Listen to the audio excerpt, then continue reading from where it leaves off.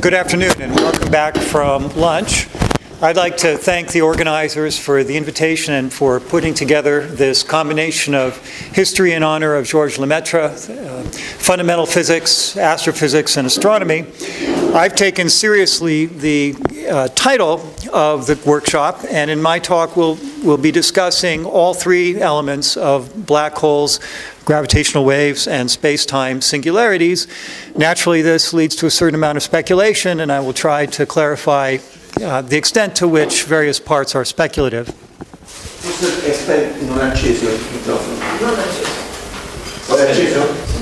Okay, good.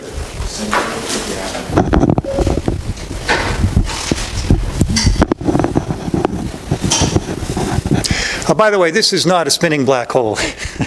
This is the Cassini picture of Saturn, but I like it because it shows a lensing, it shows an accretion disk, and of course it shows Earth in the background. Now, conventionally, the structure of a black hole in the textbooks takes this form of a singularity, in the case of a spinning black hole, a ring singularity, surrounded by inner and outer horizons and a static limit, sometimes called the ergo region. But is this really the structure of black holes? Is it all there is to the subject?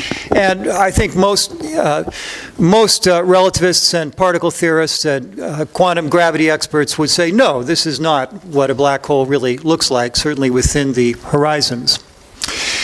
And to give some context of this, consider the statement of the great Chandrasekhar, reflecting on the beauty of the Kerr solution and the Schwarzschild solutions of general relativity, concluding that an exact solution of Einstein's equations provides the absolutely exact representation of untold numbers of black holes that populate the universe. Was Chandrasekhar wrong? Well, many would say so. And so I'm going to start my presentation with a little multiple choice quiz and ask the audience members to raise your hands if you agree with the following set of statements. The first one, which I've labeled as the astrophysicist version of the story. The Kerr solution correctly describes the universe outside the singularity and, well, inside in the very center. And near the singularity, within a Planck length, there are quantum effects that we don't attempt to describe in general relativity. So this is the conventional view and one that Chandrasekhar's statement certainly represents. A more recent version of this story, coming from classical general relativity theory, is that the Kerr solution really only works outside the Cauchy horizon for reasons that I will describe later, and that the singularity structure is modified inside, but still can be described by Einstein's general relativity theory to a high degree of precision. Of course, in recent years, quantum gravity and string theory have given us a very different concept of black holes, including the idea that a black hole is not empty space with a singularity in the center, but rather a quantum fuzzball, according to Samir Mathur at Ohio State University, or perhaps even something as dramatic as a firewall around the event horizon, which would completely modify the classical description of the black hole. Of course, none of the above is a perfectly good option. So I won't ask for a show of hands, but you might mentally make a note of which of these categories, or which several of them, do you fall into. Quantum superposition is, of course, allowed, perhaps with entanglement entropy in this room. Now, how is this related to Georges Lemaitre? Well, as has been mentioned this morning, Lemaitre, of course, produced several exact solutions, descriptions of the field equations of cosmology. And the Lemaitre-Tolman-Bondi solution, as we describe it now, was Lemaitre's. And in fact, Lemaitre's model describes not only a cosmological model with cold dark matter, but it also describes the collapse of pressureless matter to form a black hole. And that underlies the solution of Oppenheimer and Snyder for the first realistic gravitational solution of Einstein's equations showing black hole formation back in 1939 for a spherical black hole. The second reason to cite Lemaitre here is his boldness in advocating the cosmological constant as an addition to general relativity. Nowadays, of course, we are happy to add many terms to the classical gravitational action, including R-squared terms and higher powers of the Ricci scalar. There's a whole class of cosmological theories called F of R theories. And so it's very sensible to ask, in the context of black holes, what do F of R theories mean for the black hole structure? In outline, my talk will consist of three somewhat separate topics, but they are all related through black hole physics. A review of the Kerr geometry and its limitations. That was kind of how I began this talk. Some very interesting and exciting recent work on the use of gravitational waves to explore black hole geometry. And then going back to a question really of classical relativity and geometry about the Kerr black holes themselves.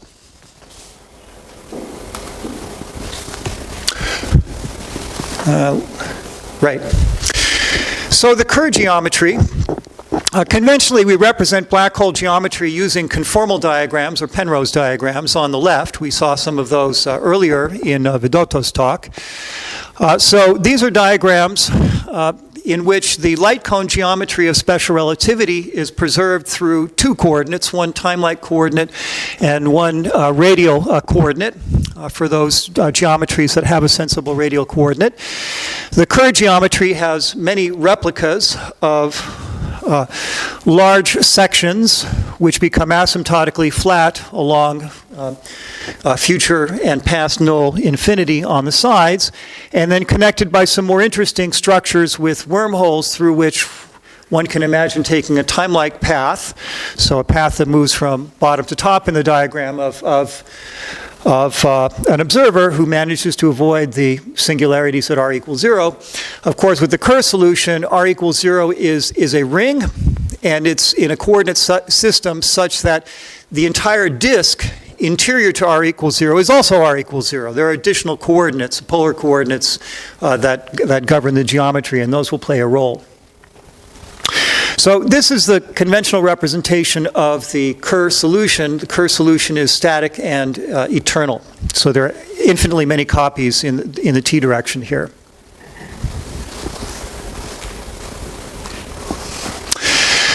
To go into this in a little bit more detail, each of the patches of the Kerr solution can be covered by a coordinate system. Black hole solutions are examples of spacetimes where you need more than one chart to cover the manifold. So you need multiple copies of the coordinate systems. And there's a conventional way of doing this using Kruskal-Sakaris type diagrams and coordinates, or Kerr-Schild type coordinates. And the important thing here is to notice that there are 45-degree lines. These are horizons. So a photon world line can skim a horizon. And there are horizons at two different angular radii in the metric called r plus and r minus. The larger one is called the event horizon. The smaller one is called the Cauchy horizon. And there are different sections of these coordinates that you can patch together, describing the spacetime outside of r minus or inside of r plus. Putting those together, the bottom diamond shape and then the top lozenge shape, for example, allow you to make connections and to build up what's called the maximal extension of the Kerr solution. The one technical point here is that I'm only showing a portion of these lozenges inside of the Cauchy horizon because the conventional view is that the Kerr solution actually continues beyond this r equals 0 line, and I'll come back to that towards the end of the talk. Okay, so that's summarizing what I've said in words. Now, at the beginning, I suggested that the astrophysicist's conventional view was that the Kerr solution accurately describes black hole physics away from the singularity. That can't possibly be true. The Kerr solution is eternal. The black hole has always been there, and just like in the Schwarzschild solution, there are multiple copies. In the case of the Schwarzschild solution, as you may know, this leads to a white hole in what's called the maximal extension of the Schwarzschild solution. Simply put, if you had only this upper right-hand portion of the space-time, you could draw geodesics which would come to an end at the geometry, not on a singularity. That shows a property called geodesic incompleteness, and to complete the manifold with the metric, you have to make a second copy, and that brings in the presence of a white hole. This is not a physical geometry for a black hole that forms at some point in the past. It could be a model for a universe that has a white hole making a transition to a black hole. Of course, we heard the talk before lunch about the reverse, a black hole making a transition to a white hole. So the more proper diagram, conformal diagram for a black hole that forms by gravitational collapse, in the case of a spherical, non-spinning, non-charged black hole, has a section of an asymptotically flat space-time, and then with the surface of a star, which collapses toward r equals 0. R equals 0 is time-like until the singularity at the end, where it becomes a space-like surface. And there is a 45-degree line here, which I've not shown you. That's the event horizon. Once the trajectory crosses that, then causality means that the matter is forced to move inwards towards the singularity. So we can easily conclude that the simplistic description of the black hole as being the Kerr geometry everywhere and always is obviously false, but it raises the question, which of these description is then correct? Or, put another way, what is the conformal diagram of a spinning black hole formed by gravitational collapse? Well, there are conjectures from classical relativity. Let me say this is a difficult problem. Nobody has ever constructed an exact solution of a spinning black hole that forms by gravitational collapse, nor are there good numerical solutions which describe all the physics across the pairs of horizons that form. But there are very good physical arguments that modify the structure compared with the full Kerr solution or with the Oppenheimer-Snyder collapse solution in the following ways. So first of all, that event horizon is there. Now I've drawn it in. But instead of the solution terminating at r equals 0 here, there are several modifications of the singularity structure above. So the first is that this Cauchy horizon is where a phenomenon called mass inflation occurs that was discovered by Poisson in Israel in 1990. What happens is that streams of matter that enter into the black hole and pass through the singularity and back out again, counter-streaming streams, have a very large stress, as in the sense of a velocity dispersion from those counter-streaming bits of matter or radiation that have fallen into the black hole before. And of course, we know in the context of cosmology that a large negative pressure modifies the geometry. The same is true within a black hole, and the result is a phenomenon called mass inflation that was diagnosed by Poisson in Israel, and it makes this null surface actually singular. The curvature diverges there. There is a second null surface, which is a different Cauchy horizon in the Kerr maximal extension. If you take a world line outside of the stellar surface, then in the full extension of Kerr geometry, you could actually exit to two different universes.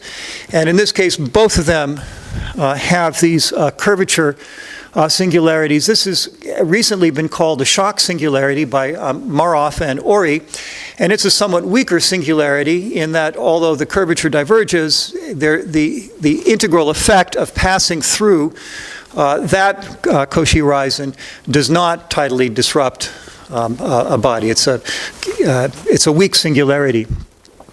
And then at the very center of the black hole, the modern thought is that the singularity is not static, but actually is oscillating very rapidly and chaotically in what had been called a mixed master universe by Charles Misner in the 1960s, and now we call it BKL singularity after Belinsky, Kalatnikov, and Lifshitz, who described mathematically the physics of that singularity in some care. And these ideas have been sketched out in a number of papers recently, for example, this one by Burko et al. So from the point of view of a classical relativist, this would seem to be a plausible description of the curved geometry, and the rest is some details of working out the exact structure of those singularities. I stress this is still somewhat speculative. We have no full numerical models that validate this picture. And we also have very good physics reasons to think that the black hole structure should be modified. We've already had reference to Hawking radiation and black hole evaporation. I'm not going to talk about black hole explosions. So quantum fields lead to Hawking radiation. This causes an information paradox that the entropy of the outgoing radiation we seem to have lost some information. We have to worry about the unitarity of the quantum theory.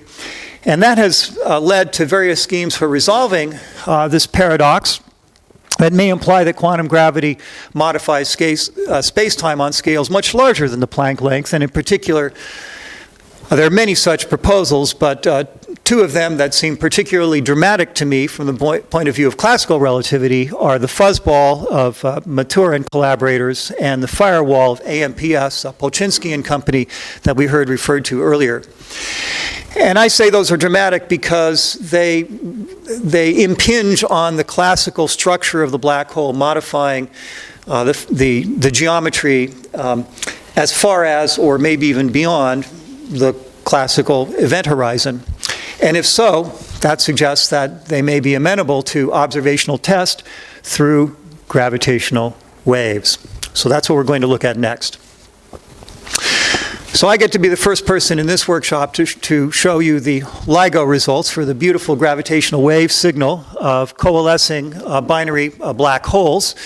I'm sure everyone who's seen this diagram of the gravitational wave strain measured by two detectors in the United States, here shifted and superimposed to show you the good match. The reconstructions, the famous chirp of the gravitational wave frequency versus time over a couple of tenths of a second. Now, the point is that this in principle, offers a test of general relativity because the templates are constructed using general relativity, and a different theory might yield different templates. Now, the whole notion here of using gravitational waves to study the physics at or within the horizon seems counterintuitive. And you may well object that there's no possibility of using the waves emitted from outside the horizon to probe the physics inside the horizon, so surely, therefore, we can never test the firewall theory or maybe even the fuzzball theory. I disagree. If the black hole geometry is modified by some quantum physics or classical physics, then the Einstein equations no longer provide the full and complete description of the geometry outside the horizon as well as inside. And in particular, in the very dynamical space-time of colliding black holes, then you will have differences arising in different theories that enable an observational test. So this is an indirect way to probe the full physics governing the black hole collision. And there can be some very surprising predictions and maybe even more surprising deductions from data. So in a recent paper, Abedi, Dikar, and Afshordi did a rather bold thing. They analyzed the full gravitational wave signal from LIGO, from three black hole mergers. And here they show a fit to the strongest gravitational wave source that we've seen so far, which was the original binary black hole collision from September of 2015. And what they showed is that there is some, I would say rather weak, but still very interesting suggestion in the data. Here I'm not showing the full data, but only their fit, of actually having some repetitions at a reduced amplitude of the original in-spiral and coalescence waveform. They call these echoes from the abyss. And their motivation was a toy model of something like the firewall, in which there's some kind of reflection of waves between us. And they treated as a reflecting surface outside of the horizon, and then what they call an angular momentum barrier, or some kind of outward layer. And there's been criticism directed at their work from both the theoretical and the empirical approach, and I acknowledge this paper is not without its defects, but one of its great charms is a very bold test of relativity that can be done independently of models. Just look for such signals. General relativity should not, we think, predict any kind of a repetition or echo of the gravitational wave signal. And they claim a 2.9 standard deviation result. Not enough to convince the skeptic, but as we heard this morning, perhaps it would have been enough several decades ago. So that's fascinating, and it's an example of how we can use gravitational waves to test some rather serious departures from general relativity. Now, the fuzzball and the fireball models are not at this stage able, to my knowledge, to make such quantitative predictions. But there are other descriptions of black hole structure, such as ones based on F of R theories, or in this case, an R-squared gravity model of Sibanza et al., that can. And perhaps in the Q&A I'll say a little bit more about that. But I want to spend my last 5 minutes on a different question, one that goes back to the original black hole model. So I'm not proposing this as a realistic description of a black hole. It's a somewhat academic one of asking what's the correct maximal extension of the Kerr solution? Is the maximal extension that's in the textbooks unique? So this is work that I did a few years ago with a summer student currently at Princeton. And it brings in the very important concept of topology, which has been implicit in some of the discussion before, and I'm sure will become explicit again. Very importantly, the metric does not fully describe space-time. The metric is certainly not enough to fully describe a space-time. You need the topology of the space-time. You need the range and periodicity of the coordinates, the connectedness of the manifold, and so forth. And I already alluded to the topology of the Schwarzschild solution as an extreme example of that. So with the Kerr solution, the maximal extension that was written by Boyer and Lindquist in 1967 leads to a region of the space-time with negative values of the r coordinate. There's nothing wrong about that. The geometry certainly can have r less than 0 in the particular coordinate system that is used. And remember, r equals 0 here is not a point. You don't go to r equals 0 and then end on a singularity. You can go through r equals 0. It's a full disk, as long as you avoid the rim of the disk. And then passing through that disk in the Boyer and Lindquist extension of the coordinate system, that leads you to r less than 0. If you think about something like the Schwarzschild solution with r less than 0, remember at large distances you have a weak field limit in which there's a gravitational potential minus gm over r. Well, that's now changed sign, so it becomes a repulsive force. So a lot of the physics of motion in that metric changes dramatically, and in particular, there are closed time-like curves present owing to this extension, as was shown by Brandon Carter in 1968. And this is the figure from the textbook from Hawking and Ellis, which shows the matching of the coordinate systems to the extension r less than 0.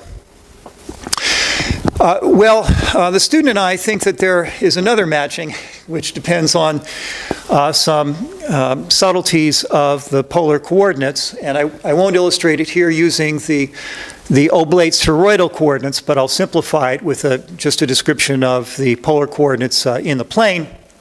And the question is, how can you glue together two Euclidean planes into one connected surface? avoiding, of course, the coordinate singularity at the center of the polar coordinates. It's evidently a coordinate singularity of these r and phi coordinates. And one way, which corresponds to the Boyer and Lindquist choice, is that as you cross through r equals 0 here, you continue along the same angle. But you can see I can do that if I rotate my angles in this way. And now my coordinates are completely continuous as I pass through r equals 0. As I change an affine length, an affine parameter along such a trajectory, r changes smoothly and so does phi. Okay. But that's not necessary. The polar coordinates are arbitrary, and I can certainly choose a coordinate system in which the second copy has the same orientation, and now phi jumps by pi over 2 from 60 degrees to 180 degrees as a result of a coordinate artifact, coordinate singularity. Okay? And the thing about this is that in this description, r is greater than 0. This is just the conventional polar coordinates. So if you can have a discontinuity in one of your angles, you can avoid going to r less than 0 in the extension of the Kerr metric. That's what we have concluded. And so passing through the central disk, r equals 0 disk of the Kerr solution, rather than r changing sign, r might be positive on both sides, but with the angles being discontinuous, so that the gravity remains attractive rather than repulsive. The angles jump. There would be no closed time-like curves. In both cases, there are Cartesian-like coordinates that are continuous across the disk. So our conjecture is that there may be a different maximal extension of the Kerr solution which avoids the closed time-like curves and therefore modifies a little bit the description of the Kerr geometry from what is understood. However, that doesn't change the conclusion that this still should not describe a physical black hole because of the other physics that I mentioned of the streaming of fields across the horizons. So to summarize and give conclusions, the Kerr geometry, certainly the full Kerr geometry, cannot describe black holes. Whether you want to choose a quantum description of black holes or a classical or semi-classical description of black holes, maybe that's something we can discuss at the end of the afternoon. But regardless, this is still a somewhat mysterious area because we have no exact solution. We don't even have good numerical solutions to be sure of even the classical solutions of the Einstein field equations for the formation of a spherical black hole.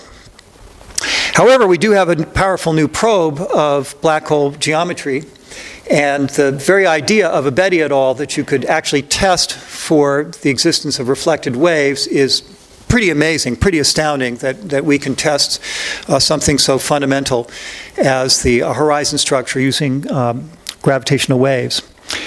And then finally, do Kerr black holes imply the possibility of time travel? Not necessarily, but this, I would argue, is academic because the solutions can't fully describe a realistic black hole anyway. So thank you for your attention, and I'll take some questions now.